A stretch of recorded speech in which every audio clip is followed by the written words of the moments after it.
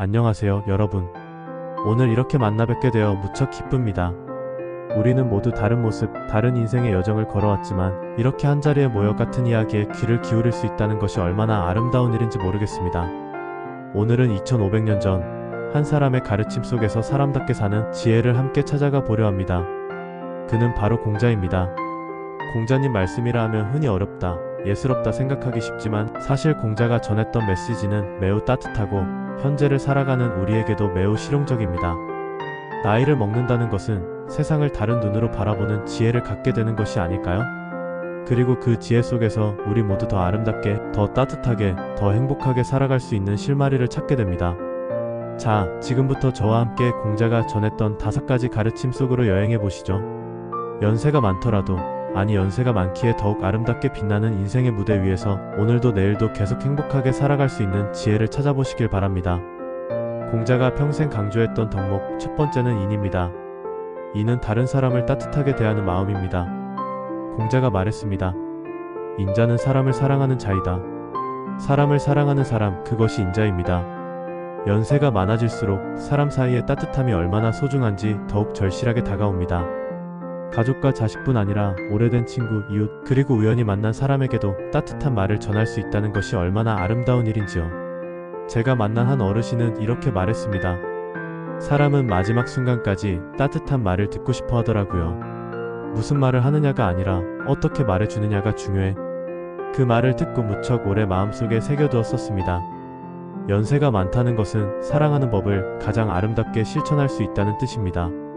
작은 말 한마디, 따뜻한 시선 하나가 다른 사람의 하루를, 때로는 인생 전체를 바꿀 수도 있습니다. 그리고 잊지 마세요. 따뜻하게 대하는 순간 내 마음도 따뜻해집니다. 결국 이는 다른 사람뿐 아니라 내 마음에도 아름다운 꽃을 피워냅니다. 두 번째 덕목은 예, 즉 사람 사이를 아름답게 만드는 예의입니다. 공자가 말했습니다. 예가 아니면 보지도 말며, 듣지도 말며, 말하지도 말며, 행동하지도 마라. 예의는 강제가 아니라 사람 사이의 아름다운 습관입니다. 연세가 많아질수록 예의의 중요성은 더욱 절실해집니다.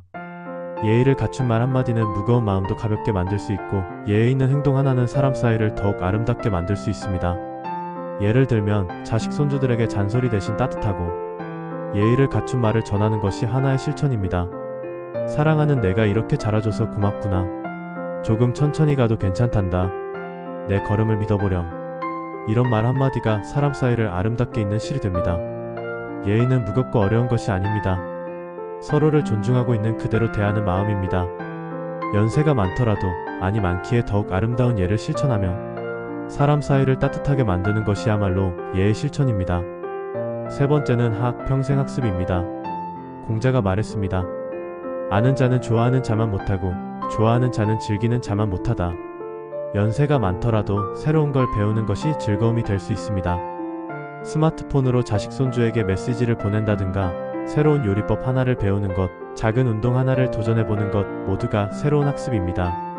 새로움을 만날 때 우리는 다시 젊어질 수 있습니다. 사람은 숨 쉬는 동안 계속 새로운 걸 보고 듣고 맛보고 깨닫게 됩니다. 그리고 그것이 인생은 계속된다는 아름다운 증거입니다. 예를 들면 일주일에 한 문구라도 외워보고 새로운 글 하나를 읽어보세요. 연세가 많더라도 새로운 걸 배우며 내일로 걸어갈 수 있습니다. 그러면 내 안에서 새로운 꽃이 피어납니다. 네 번째는 중용입니다. 공자가 말했습니다. 중용은 덕의 지극함이다. 중용은 균형입니다. 너무 많지도 않게, 너무 적지도 않게, 너무 치우치지도 않게. 사람 사이에서도 내 마음속에서도 균형 잡기가 중요합니다. 연세가 많아질수록 감정이 쉽게 흔들릴 때가 있습니다. 자식이 내 말을 듣지 않으면 마음이 무거워질 때도 있고 내일이 불확실해 보일 때도 있습니다. 하지만 중용은 내 마음속 무게중심이 어디인지 잃지 않도록 도와줍니다.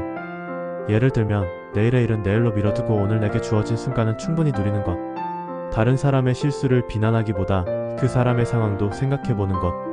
이렇게 균형 잡힌 마음이 내 안에서 작은 평화의 문을 열어줍니다.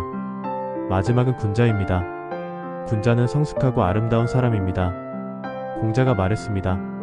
군자는 의로움을 따르고 소인은 이익을 따른다. 군자가 되는 것이 어려워 보일 수 있습니다.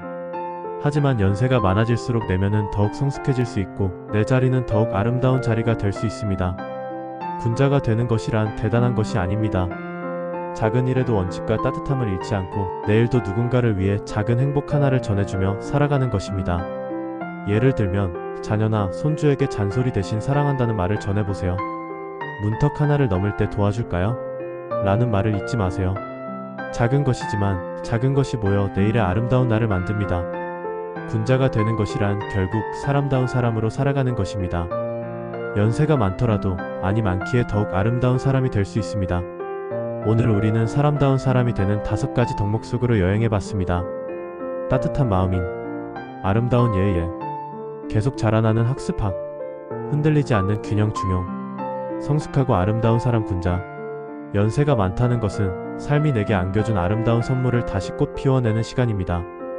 그리고 공자가 말했던 사람다운 사람의 모습은 연세가 많기에 더욱 아름답게 실천될 수 있습니다.